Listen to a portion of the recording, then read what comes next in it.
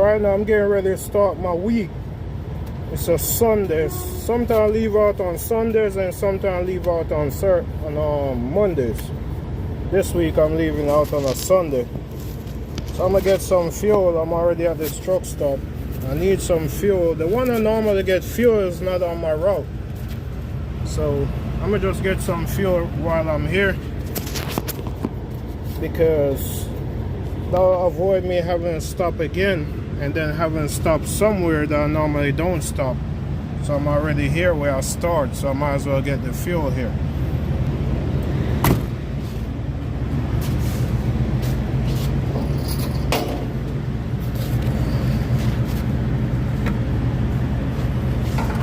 And this pump, I went inside and have them start the pump from inside. I think my card work out here, but I never really tried it out here before. Every once in a while I buy fuel here, not very often. And normally when I buy fuel here, it's just to get me to wherever I normally get my fuel from, because this is not where I get the cheapest fuel. After I pump it, I gotta check the app and see what's my discount here. Because normally I think it's about $250 or $270. That's what I normally pay right here. But I'd rather go into the TA, because that's where I get the best discount. And I normally pay like $240 the most at the TA. So that's why I always go there. You can save money going to the mama and pop's fuel stop if your discount is better there than the big truck stop. But when you're going to the mama and pop's fuel stop, you gotta make sure the fuel is good. Okay, you could buy bad fuel from them, which end up costing you money instead of saving money. When you're going to a mama and pop's truck stop, make sure you go to one that sells a lot of fuel. If they sell a lot of fuel, they hardly have bad fuel in the tank. Okay, by the time it's water in the tank or something like that, it'll be gone. In a day or so, it'll be gone.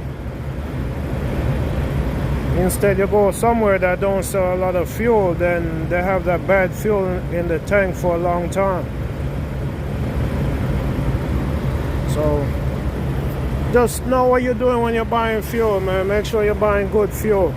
Find out which fuel works best in your truck, and you'll find that out just by trial and error.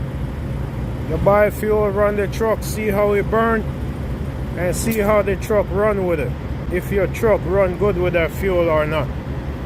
Like for me, the best fuel that run in my truck is the TA fuel. That's why I don't hardly go to Pilot or Love's. I get better fuel mileage when I run the TA fuel. I get more miles out of a full tank than going to the other fuel stops.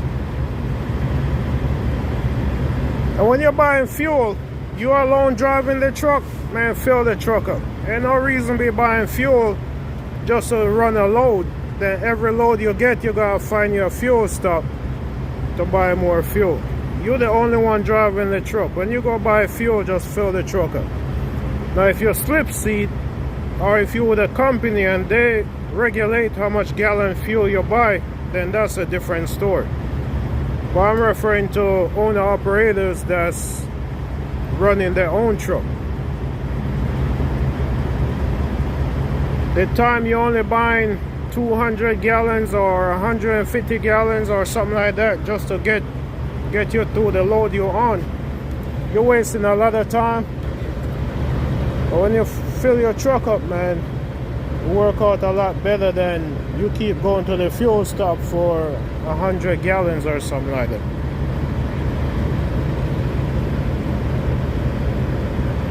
Right now I'm just about full. I already had fuel in there, so I'm just topping it off. This run I'm on, I could do 2 runs with this full tank I'm gonna have. once I finish pumping right now.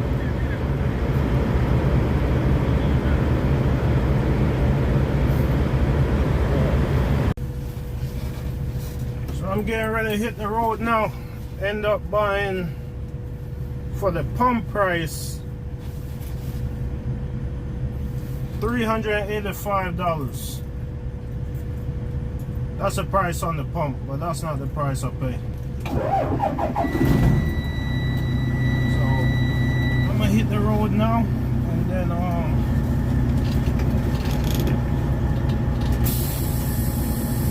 yeah, I'm gonna hit the road now. This load going about 200 miles. I'm gonna show you a little bit of the road. I ain't gonna show my whole route, I'm just gonna show some of it. Getting ready to pull out this truck stop. When you pull out this truck stop, if you're going north, sometimes it's hard to cross over to the north side, because there's no light coming out of here.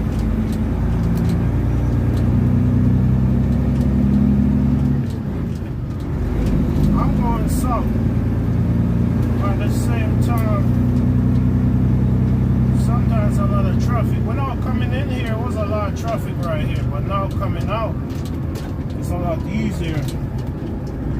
And it all depends what the light on the north side doing. If the light green, it's hard to get out. Turn left and then turn right at 730 feet. I got one tunnel on this road right here, and I'm gonna go around it because I got time.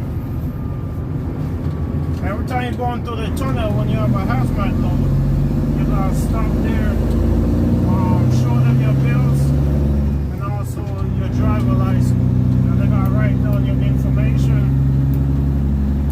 They gotta write down what type of hazmat you're going through the tunnel with, how much pounds you have, and stuff like that.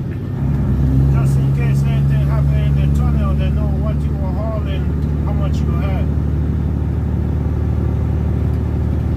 Running the truck, a lot of people think you just sit down and drive, but that's the easy part of running a truck. It's a whole lot more to it than just that. And if you don't get familiar with it, you could get out here and lose your license the first day. You could even lose your life and lose a few more people's lives along In with it. 0.2 miles, take the entrance to the right on I-64 East, I-64 West, and then keep to the left in 470 feet. So if you're going to come out here, man, make sure you have your mind right. Prepare to learn, guys. A lot to learn. You can learn it because other people out here learn it, but you just got to have your mind right.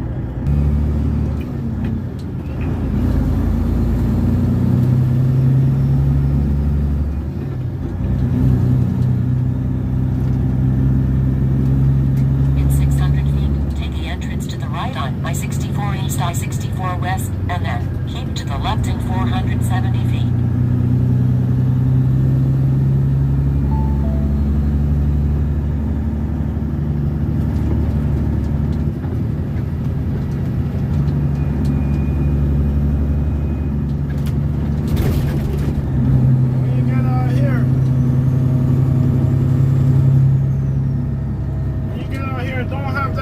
That you're going to keep up with traffic, because you're not going to keep up with traffic moving on.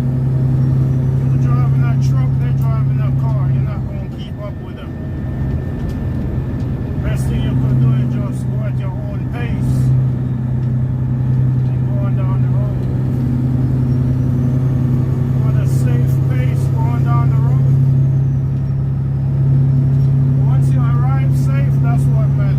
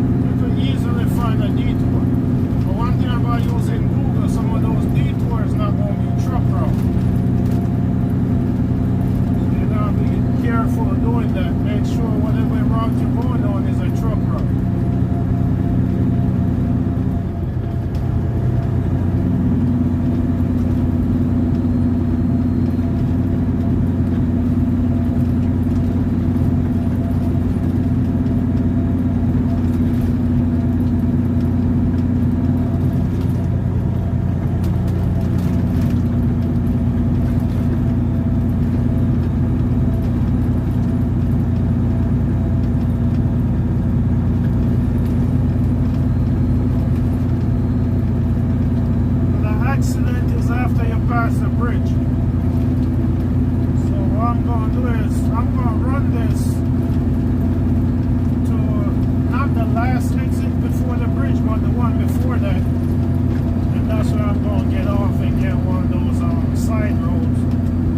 Run that up until I pass the accident, then I'll come back off.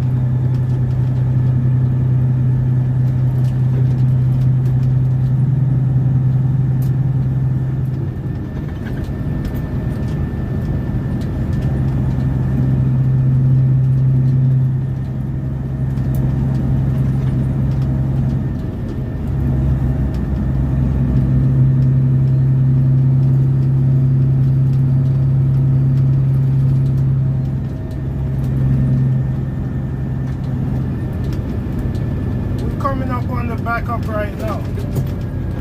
The exit I just passed, that's the exit I was going to get off on. But I'm going to get off on this other one up here, which this right lane going to take me straight to the exit.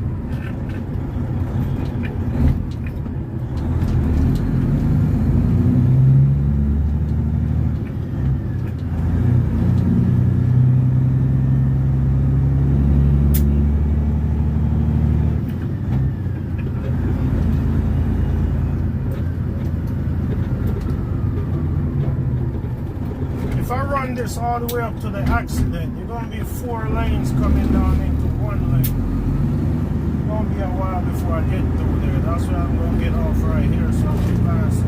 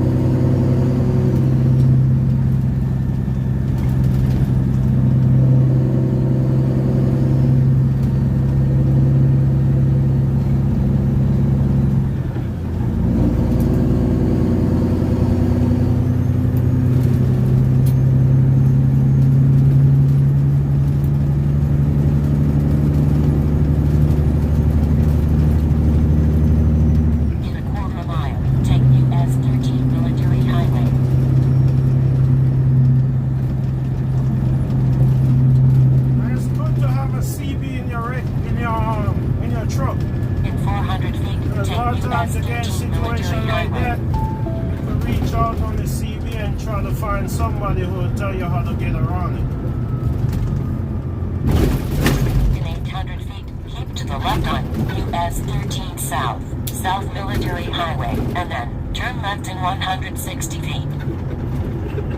If you're in an area and you see a container guy, a lot of times they're either local, regional, or they're familiar with the area. Same thing if you see a day cab. So if they have a CB, you have a CB, you can reach out to them, try to figure out how to get around it.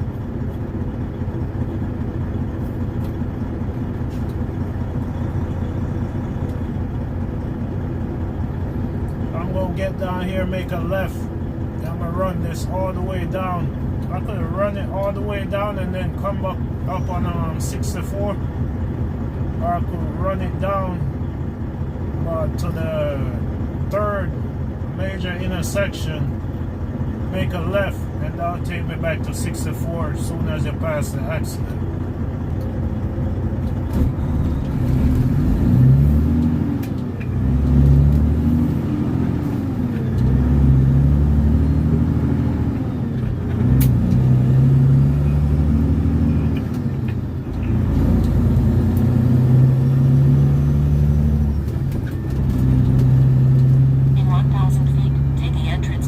On I-64 I-464 South.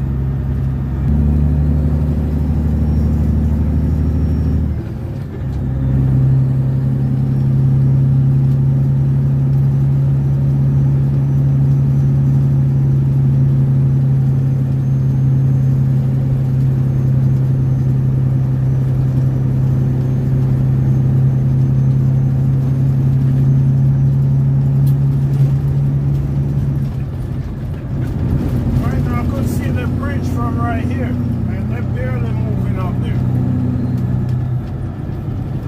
So it'll save you a lot of time, man. Once you learn how to detour, it'll save you a lot of time. Sometimes you make a detour and it don't work out, but majority of the time it don't work out.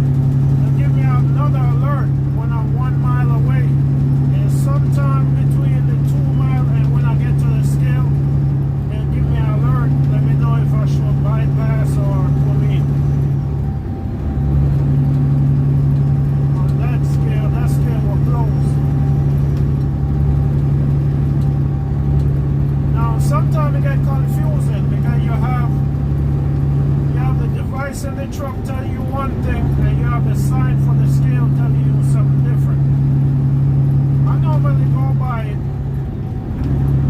Anyone that say close, that's the one I go by. So regardless, I'm passing it. Once one of them told me close, I'm going past it. Now, if the device in the truck tell you bypass, and the sign say open, automatically you're going to bypass it. If the device on the truck say pull in, the device on the truck say pull in, more than likely the sign outside there going to tell you pull in also. Some states have it where the sign tell you pull in or bypass, and some states only have it where it say open or close. Now the only state I ran that the device in the truck don't work is Georgia. Georgia, you gotta go by the sign that's outside there before you get to the scale.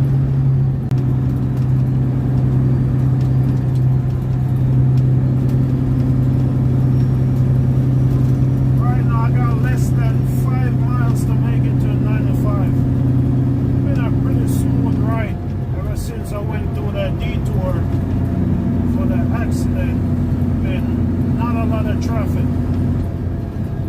You've seen a few trucks, a few containers. Normally this 58 is a heavy container route. A lot of containers run on this route right here during the week. But on the weekend you won't see much.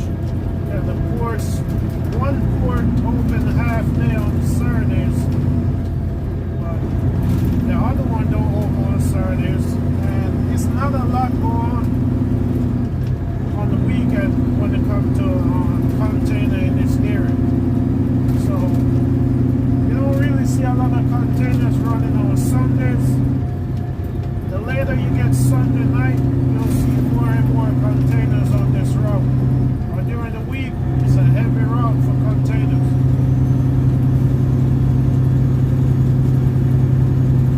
So we're going to jump on this 95. Once I jump on 95, I'll probably have about an hour and a half to go on 95.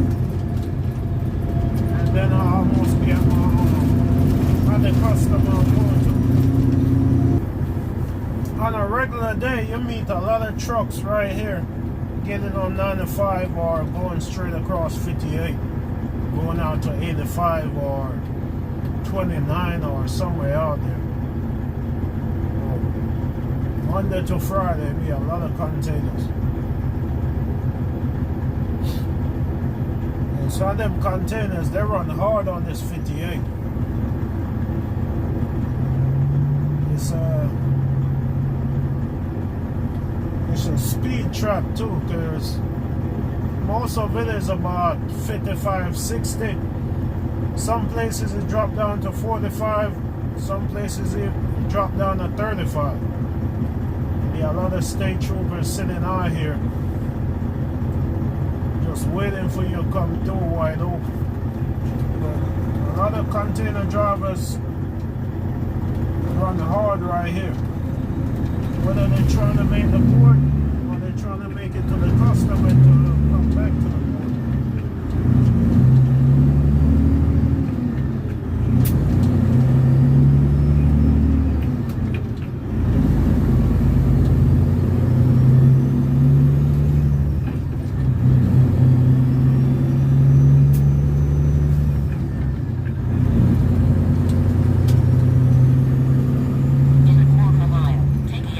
Right on I-95 South.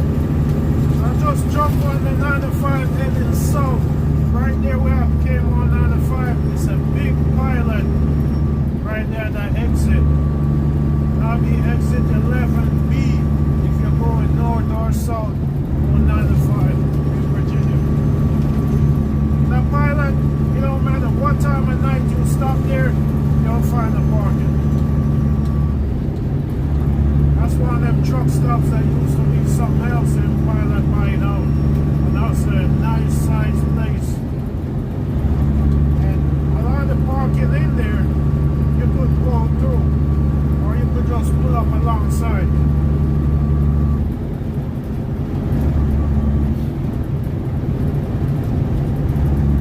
Got about 10 miles an hour here in North Carolina. I have one scale to pass in North Carolina, and they might be closed just like the ones in Virginia. So, we're gonna get on down here, man.